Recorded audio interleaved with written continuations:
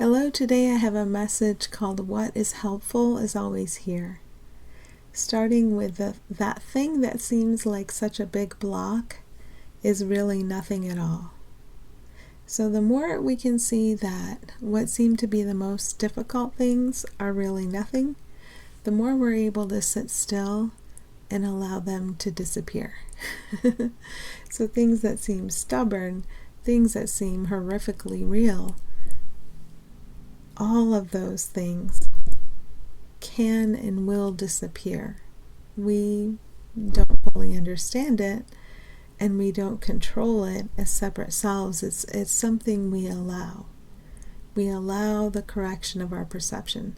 We allow thoughts to come to us from spirit, and when we encounter a thought from ego, we set it down and we reorient towards spirit, because ego would be picking out separate elements of whatever we're seeing and experiencing and telling us stories that are oriented toward death, chaos, destruction, strife, all the things that aren't real. And so once we can see this is all an invention, and it seems very real, and I don't have to deny how real it seems, but it's all an invention. And if it isn't fed anymore, if it isn't treated as real, something that we have to struggle against or triumph over, then we allow it to disappear. And then a reflection of what is truly here gets to step forward and make itself obvious. So we can remember this when we don't feel good. We have run into this big block in some way, and we could take a look at what is it that I'm believing is real, and would I be willing to allow it to disappear? Does the appearance of a problem that seems real give me a sense of stability that I need? Do I need to keep seeing this in this way? Or would I be willing to look at everything in an entirely different way? Would I be willing to receive different thoughts about every element of this perceived situation? Would I be willing to let go of the idea of the separate small self controlling things and someone else's separate self controlling things too?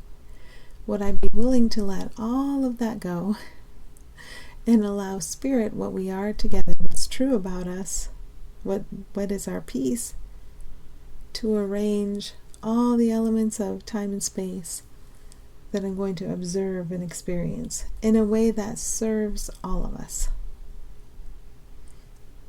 Okay, grace releases you from the mind prison in which you have been holding yourself. So whatever it is, we're always doing it to ourselves. And whatever it is, there's always a way out of it. There's always a way for everything to be healed. So grace is always here for us. And as it's always here for us, it's here for everyone we would encounter or think of, because we all share that exact same holiness, and we're all connected to one another, and everything we could think of as separate, all of it's connected. So if you think of grace entering our experience and arranging things to benefit us all, but whatever the ego says is supposed to happen, or whatever the ego says we're supposed to gather unto ourselves, it's meaningless. It doesn't mean anything. We don't know what's going to happen. But we let this power of grace come in and benefit and bless everyone. We don't have to be specific because we really don't know what should happen. But are we willing to be freed from the mind prison? And when we don't feel good, we're willingly engaging in the illusion of the mind prison. Really, we're free. In our being, we're never not free. We're eternally free. But if we feel restricted or limited by something, It's an experience we gave ourselves using ego thought. We don't have to try to reverse it into another specific form. Like, here's an unhappy form, I'm going to change it into a form I've labeled happy. We just have to be willing to return fully to the awareness of the happiness we are with everyone and everything. So we're not specific about form. And we can notice if specifics about form come to us, like I would like it this way, we can notice if there's any stress or tension there. And if there is, we can reorient back to, no matter what, if I'm experiencing this situation as limiting or restrictive, I did it. I've imagined everything I'm experiencing, and I can release out of that into what would benefit everyone, into what would remind everyone that they're free now, always have been free, always will be free. But if we want to pretend we have shackles on and experience those, we can. And that's all that can ever really happen to us. Okay, when you feel not good, it seems to you that your knitting has gotten hopelessly tangled. It is inevitable that it will be untangled, but not by you. So we're all familiar with that idea of things being heavy, complex, complicated, of elements within situations seeming to be hopeless, immovable, of resolution seeming far away or scarce or unlikely. We're all familiar with that. And our feeling tells us when we're oriented in this way, like problems are real, hard to fix, immovable. And then we can remember there's a presence here that can easily unravel and undo anything we call problem, no matter how irreversible or permanent or weighty it seems to be. That doesn't matter at all to the power we are together. And the more we can spend time looking at this power, seeing it shared, seeing it's the solution to the problems we experience, just acknowledging it, the more we're going to let this power assist us and those we call other throughout the day. So it's good to take this time, and instead of just trying to struggle through problems on our own, acknowledge what's here for everybody and how transformative it is. When form changes, it doesn't change anything real. We stop using form to lie to ourselves that we're imprisoned, and we allow form to be used in a way that communicates to us that we're free. Again, we don't know the specific form it's going to take. That's open-ended. We don't know yet, but we're willing to be shown. We're willing to see things very differently.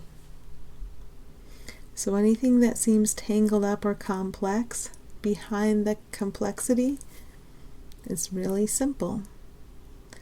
And if we remember the one important binary, that we're always oriented either toward heaven or toward hell, if we're really kind of focusing on this idea that things are irreversible, permanent, hard to change, that somebody is truly limited, we're choosing for hell in that moment.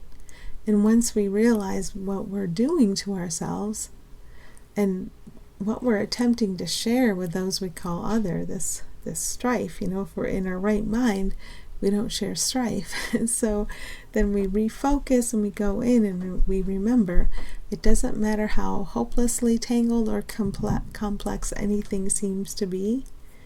It all gets straightened out by what we are together, and our role is just allowing that to happen. And if we have a part to play, receiving the instructions and carrying out those instructions. All right, where you feel especially cut off from source is where you have run into a treasured fake truth that you believe helps and protects you. So what's a day for? Noticing where we're cherishing fake truth. It's like, holding a baby doll and thinking it's your actual child. And then you wake up and you see, oh, this is not it. it's a doll. And you set the doll down and you move on. It's like this. So when we don't feel good, that's how we know, okay, I've been cherishing a false truth, something pretending to be true that will never be true. Let's find out what it is.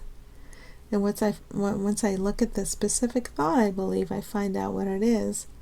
I know it's in my best interest to set it down, because I've been choosing hell, not on purpose, just out of habit. We worked hard, kind of, to learn to choose hell, like strife, chaos, death, to learn to choose it consistently and to seem to have this life of a separate, cut off one.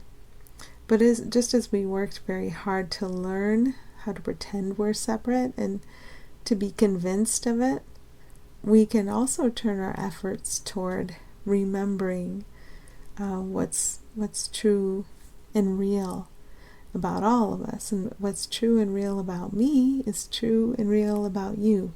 So no matter where I'm looking, I can ask to see the truth. Let me see the truth in this one. Let me see the truth in that one. Let truth be in charge of every thought I receive. Let truth give me any instructions for things I'm going to be doing, places I'm going to be going. Let truth give me any instructions for things I'm going to be saying. Let truth give me all the thoughts I need today. So we start to understand our happiness comes from this one source, that we are together, and it's well worth any time we use to focus on that. Okay, what is helpful is always here, and you can always allow it to shine through any defense you hold up, rendering it meaningless, valueless, and wholly unnecessary. So we're slowly learning all of our defensive tendencies are unnecessary. That doesn't mean we have to try to reverse our action and force ourselves not to speak defensively, force ourselves not to act defensively. For me, I found just discovering the thought I just believed. What defensive thought do I still believe?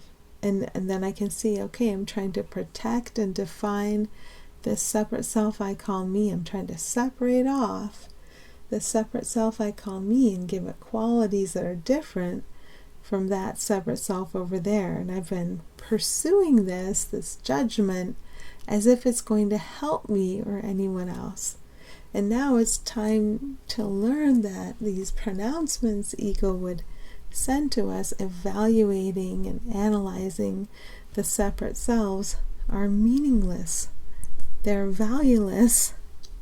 They've never helped anyone. So this thing we've been relying upon to give us helpful ideas, ego, is not the source of helpful ideas. And we gotta learn to just, it's like, you were drawing water from one well and you realize the water's poisoned. And you have to remember, don't go to the first well, go to the second well. There was a second well you've been ignoring, and here it is, and it has very fresh, beautiful water. You gotta stop at the second well, pass by, be a passerby, pass by that first well of ego thought, and let's see what's here to help and bless everyone and everything. So we're allowing, we're not striving, we're not putting our primary focus on doing, although we will feel inspired to do things.